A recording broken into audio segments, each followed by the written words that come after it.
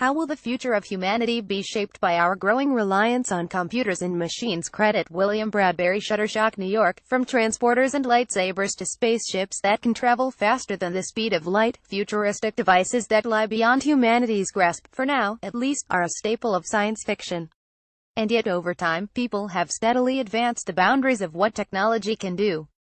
For some, this raises concerns about whether we should be paying closer attention to sci-fi's cautionary tales about the hidden costs of relying too heavily on tech, particularly when it comes to robots and artificial intelligence (AI), as machines become ever more sophisticated and specialized, and perhaps even begin to think for themselves. What does that mean for the humans who engineer and depend on them? On October 5th, here at New York Comic Con NYCC, a group of science fiction authors took part in a panel titled "It's Technical Our Future with Robots and More."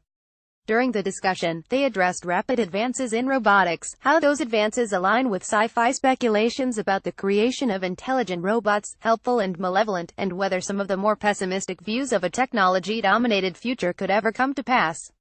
Superintelligent machines. 7 robotic futures. In recent years, one of the most prominent figures in the tech world, Elon Musk, CEO of SpaceX and Tesla, has spoken repeatedly about the inherent dangers of AI.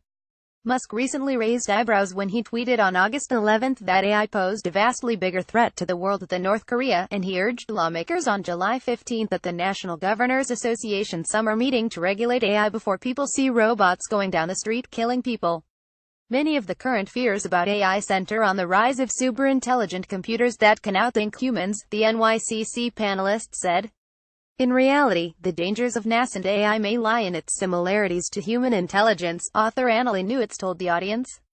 AI that emerges from human-generated data would likely be shaped by humanity's own flaws and failings, making it just as screwed up and neurotic as we are, Newitz said. And even if robots can think for themselves, that doesn't necessarily mean they'll take over.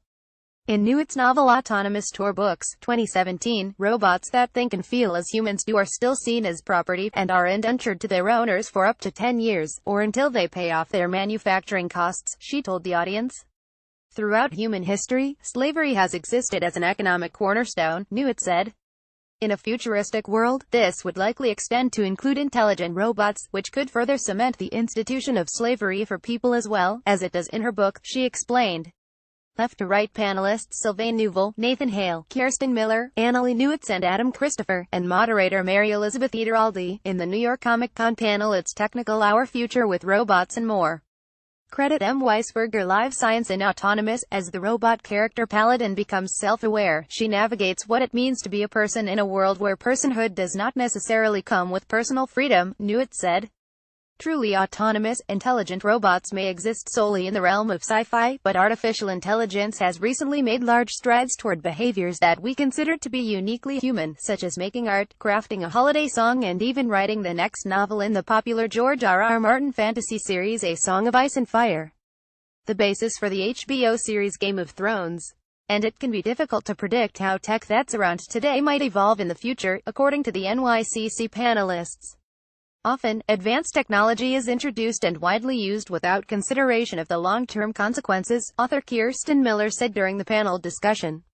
History of AI Artificial Intelligence infographic. The novel Otherworld de la Court Press, 2017, which Miller co-wrote with Jason Segel, explores an advanced form of virtual reality VR that engages all the senses, and questions the ramifications of spending months, or even years, in a virtual space.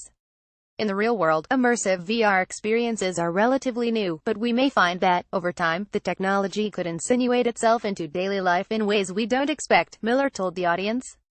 For example, she asked, who would have guessed 5 years ago that Facebook, a social media platform, could play a pivotal role in a presidential election, and what unexpected consequences might we see in 5 more years, from the widespread use of VR? I have a feeling it's going to go into some very dark places, probably more quickly than we're ready for, Miller said. However, though science fiction may sometimes seem prescient about certain technologies, it doesn't predict the future, Miller noted. Rather, sci-fi acts as a mirror for modern issues that are otherwise difficult to talk about. Ultimately, even the most futuristic science fiction is still about the present, Newitz said. By considering what it could mean to share a world with intelligent machines, and questioning whether people could eventually accept the humanity of a thinking robot, writers can draw attention to pervasive inequalities among people and society today, panelist Sylvain Neuvel told the audience.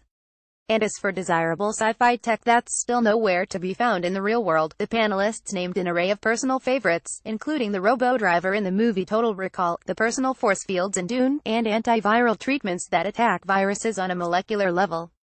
And giant robots, Newitz added. I just want to come back to that original article on Live Science.